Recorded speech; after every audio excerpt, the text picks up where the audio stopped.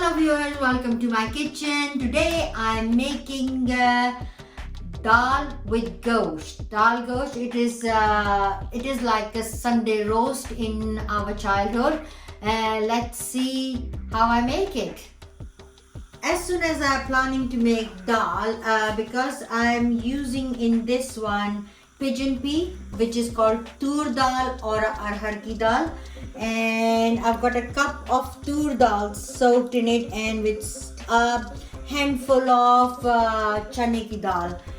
So since this morning it's been soaking in just a normal water, tap water, it doesn't have to be very cold or very hot, and couple of hours is enough, but because I knew I'm going to be making it, so I've soaked it. You can see how this dal is salted up and ready to be cooked.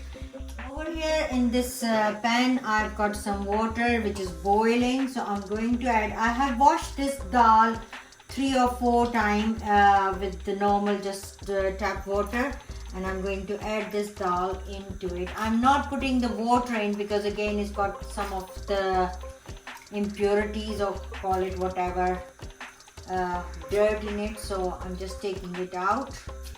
So as much as just the dal is going in. Dal is boiling over there. In another pan I'm going to add some oil into it.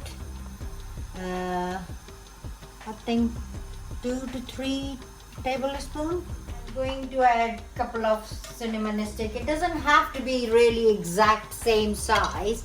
Whatever you've got, little bit more or little bit less, doesn't make any difference whatsoever. Some black pepper went in and few cloves, and this is getting hot into that, so it will lose all its fragrance. And I'm going to add, at this stage, if you do not have fried onion, you can chop 2 onion, medium-sized onion, as finely as possible, and just fry it to this color. I've already got some onion in my cupboard, so I'm going to add onion into it. Onion, I'm going to add around half a kg of lamb. It is on the bone.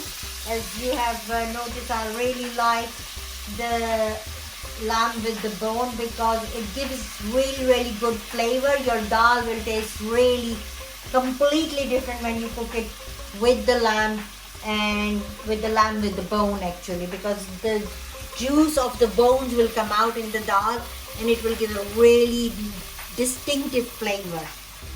Right, I am just cooking this lamb, coating with the oil and the onion and everything, and I will cook it until the color will change, which will take about 2 minutes. While this is happening, I'm just going to turn it down for a minute. You can see the dal has lost this some kind of what do you call it, this film. I'm going to take it off and I'm going to chuck it in. Adding all the spices and everything which needs to go in. It's not really difficult. If you see, I've just put the lamb in. If your onion is not fried to that color, that is perfectly fine. It will just taste, or the color will be a little bit different, but the taste is not going to get altered by it. I'm going to add a teaspoon or a little bit more because some of the salt is going to go in the dal as well. So around 1 and a little bit more teaspoon of salt. Then I'm going to add my spices. Here come my spice tin, very colorful. I'm going to add 1 full teaspoon of red chili powder. This is cumin and coriander powder mixed together, so I'm going to add 1 teaspoon of that, and little less than a teaspoon of turmeric powder. That has gone in. And at this stage, the flame very low. You can see there's oil coming out, which means all my spices are cooked nicely. Now I'm going to add my garlic, ginger, and I should say chili paste because it has got some green chili. It's like around a tablespoon of and a half. As you know, I just put a little bit of this, little bit of that, and it's ready. It's very, very easy, and it will such a nice dish. Your family will love it if you try to introduce it to them. See, my garlic ginger has cooked because again the oil is come out from the side. I'm going to add some chopped tomatoes. I've got some leftover from the tin. It is around let's say it is around 300 gram because it's not a full tin. Full tin is going to be too much, so I won't put a full tin of tomatoes, which is around 400 gram. It is little less than that. So I'm going to add these, and if you do not have a tin tomatoes, if you've got fresh tomatoes in your fridge, just add 3 fresh tomatoes. Just chop them roughly and they should be fine. Now everything which needs to go in, it's in there. I will going to put the lid on and I will let it simmer and let it cook. If the water is if the liquid burnt out, then you can add a hot water into it and let it cook while your dal is getting ready. It's been around 15 to 20 minutes. You can see the tur dal is cooked really well. However, the channa needs to cook a little bit more. What I will do, I'll blitz it with my hand blender and I will put it in the meat so the dal will cook with the meat and all the juices and everything comes together. So I'm just going to blitz it.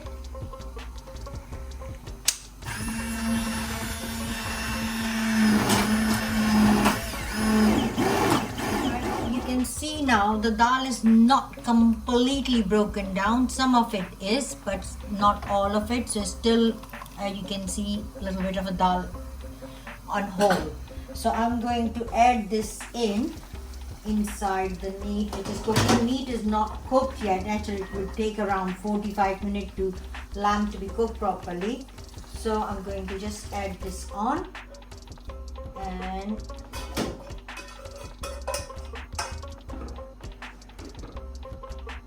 right now it's going to cook together for 45 minutes or until the lamb is soft. Right, now you can see dal is cooked really nicely. The meat is I'm sure it will be tender because it's been cooking. Can you see? If at this stage if you wanted to take the bones out, you can do that. Otherwise whichever way you like it. If you don't like bone meat, then just put boneless. It will be still taste nicer. Right, here's my dal ghosht is ready. It smells very, very nice. If you like, please try making it. It goes nice with the rice. If you prefer, it can go really nice with the naan as well. I have really enjoyed making it with you. I'm sure you will enjoy making it as well. If you make it, send me the picture, send me the comment, and if you enjoy it, then like it and subscribe it.